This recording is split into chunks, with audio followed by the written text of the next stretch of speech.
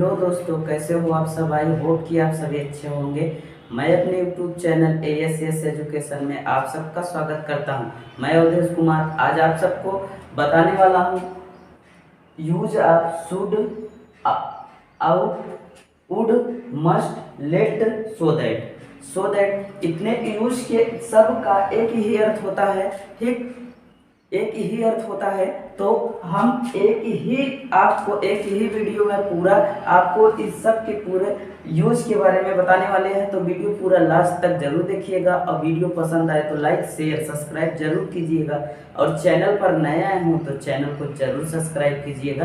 तो हम चलते हैं, बात करते हैं। सबसे पहले आपका यहाँ शुड है तो शुड के बारे में बताने वाले हैं। तो शिक्षा शुड का प्रयोग हम कहाँ करते हैं। तो शिक्षा उचित बात तथा चेतावनी प्रकट करने के लिए हम क्या करते हैं, शुड का प्रयोग करते हैं। शुड का उपयोग हम शिक्षा उचित बात तथा चेतावनी प्रकट करने के लिए हम क्या करते हैं, शुड का प्रयोग करते हैं। तो हम इसमें एक एग्जाम्पल की बात करते हैं। आज जैसे एग्जाम्पल की हम बात करें तो इसका एग्जाम्पल क्या होगा।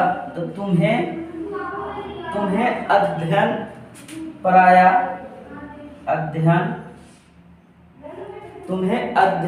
में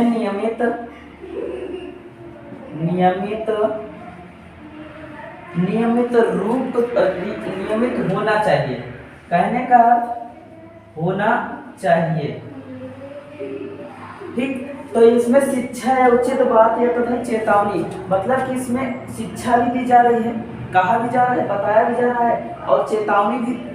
इसमें देखा जाए तो तुम्हें अध्ययन में नियमित होना चाहिए। ठीक, तुम्हें चेतावनी भी दी जा रही है और उचित बात भी बताई जा रही है। ठीक, उचित बात भी बताई जा रही है। तो इसका हम प्रयोग या शुड का प्रयोग कैसे करेंगे। तो यू शुड बी रेगुलर माने मतलब कि तुम्हें अध्ययन में बराबर बने रहना चाहिए। रेगुलर बने रहना चाहिए। तो किस में बने रहना चाहिए, अपने अध्ययन में। तो इन योर, यहाँ यू है, यू के साथ आप क्या लगाएंगे, योर स्टडी। आप अपने किस में बने रहना चाहिए, आपको स्टूडेंट्स में मतलब आपके अध्ययन में बना रहना चाहिए। ठीक, तो हम फिर से देख लेते हैं। शिक्षा उचित बात है तथा चेतावनी को प्रकट करने के लिए हम शुड का प्रयोग करते हैं। शुड का एग्जाम्पल देख लेते हैं। तो एग्जाम्पल तुम्हें अध्ययन में नियमित होना चाहिए कि तुम्हें यहाँ अध्ययन में नियमित मतलब तुम्हें अध्ययन में बने रहना चाहिए। तो you should be regular in your studies. ठीक, नैतिक। अब हम बात करते हैं उड़ की बात। उड़ में नैतिक या धार्मिक कर्तव्यों तथा संभावनाओं को प्रकट करने हेतु हम उड़ का प्रयोग करते हैं। तो जैसे तुम्हें प्रातः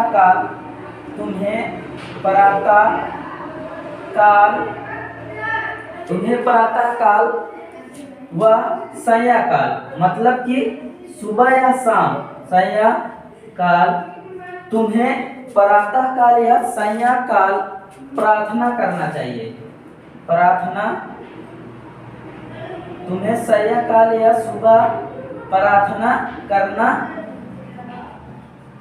करना चाहिए।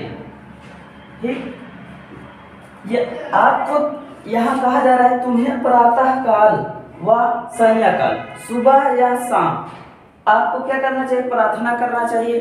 तो यूं किसको करना चाहिए, तुम्हें यूं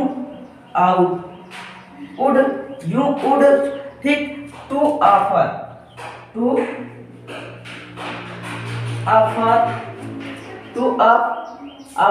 ठीक, तो तुम्हें करना चाहिए, क्या करना चाहिए, प्रेयर करना चाहिए।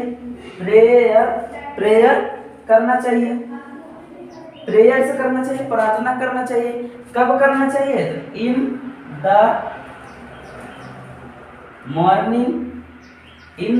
मॉर्निंग सुबह और शाम में हमेशा करना चाहिए। तो मॉर्निंग।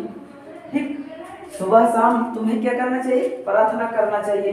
ठीक, तो फिर से एक बार देख लेते हैं उड का प्रयोग। उड का प्रयोग नैतिक या धार्मिक कर्तव्यों तथा संभावनाओं को प्रकट करने हेतु हम क्या करते हैं? उड का प्रयोग करते हैं। तो तुम्हें प्रातः काल व सैया काल प्रार्थना करना चाहिए। तो यू उड टू हर प्राय इन द मॉर्निंग, सुबह के समय तुम्हें प्रातः काल प्राय करना चाहिए। तो यहाँ नैतिक कार्य और कर्तव्यों का भावना प्रकट हो रही है ना, तो यहाँ पर आप उड़ का प्रयोग करेंगे। जहाँ पर नैतिक या धार्मिक कर्तव्यों का बात किया जाए तो वहाँ आप उड़ का प्रयोग करेंगे। ठीक, तो मस्ट का प्रयोग विश्वास, दृढ़ संकल्प, कर्तव्य, शारीरिक अनिवार्यता को प्रकट करने हेतु हम किसका प्रयोग करते हैं? मस्ट का प्रयोग करते हैं। किसका? मस्ट का प्रयोग करते हैं। तो इसमें एग्जाम्पल की हम बात करें, ए भी एग्जाम्पल है, इसका एग्जाम्पल की बात करें तो मस्ट का प्रयोग हम कहाँ करेंगे? विश्वास, दृढ़ संकल्प, कर्तव्य, शारीरिक अनिवार्यता को प्रकट करने हेतु हम किसका प्रयोग करते हैं? मस्ट का प्रयोग करते हैं। तो मस्ट का प्रयोग देखिए, जैसे तुम्हें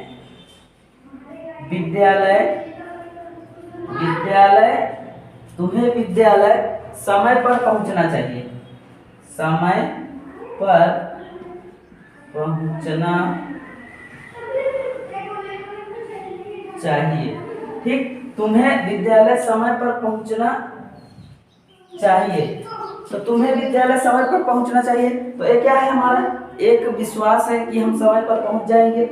दृढ़ संकल्प है कि हमने दृढ़ संकल्प ले लिया कि हमें विद्यालय पहुंचना है।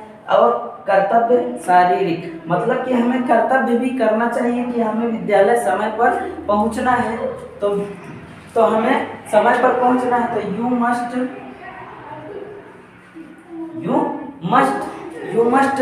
रीच माने पहुंचना है। रीच माने पहुंचना है। कहाँ पहुंचना है? तो कॉलेज या स्कूल, यहाँ स्कूल भी लगा सकते हैं। द स्कूल पहुंचना है। तो कब पहुंचना है? टाइम से। तो इन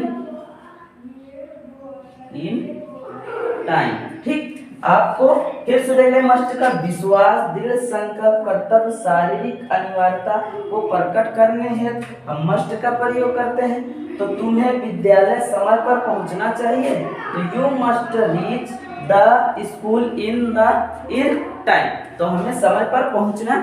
लेट्स और सो दैट हमने बताया अभी आपको, शुड, आउट, उड, मस्ट। तो अब हम देखते हैं लेट्स सो दैट के बारे में। ठीक, तो जिसमें सलाह देने का भाव प्रकट हो उसमें क्या करते हैं? लिस्ट का प्रयोग करते हैं। जैसे सावधानी पूर्वक चलो, सावधानी पूर्वक चलो, सावधानी पूर्वक चलो, कहीं ऐसा ना हो कि गिर जाओ, कहीं गिर ना जाओ, कहीं गिर ना जाओ। ठीक, कहीं गिर ना जाओ। तो यहाँ आपको सावधानी सलाह दिया जा रहा है ना कि सावधानी पूर्वक चलो, कहीं गिर ना जाओ। तो वाल्क मतलब टहलना या चलना। वाल्क मतलब टहलना या चलना। केयरफुल्ली।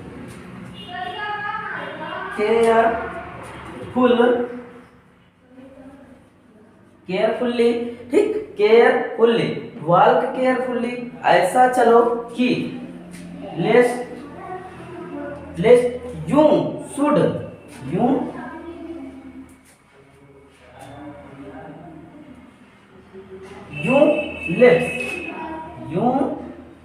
लेट्स कि ऐसा ना हो। स्लीप मतलब आप सरक जाओ, सरक जाओ। और क्या हो जाओ? इन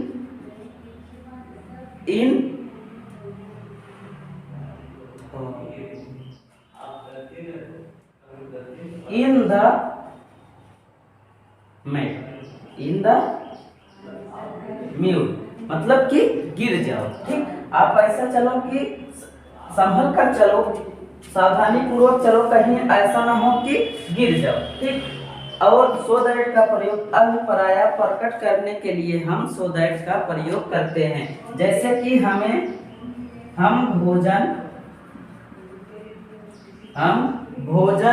करते हैं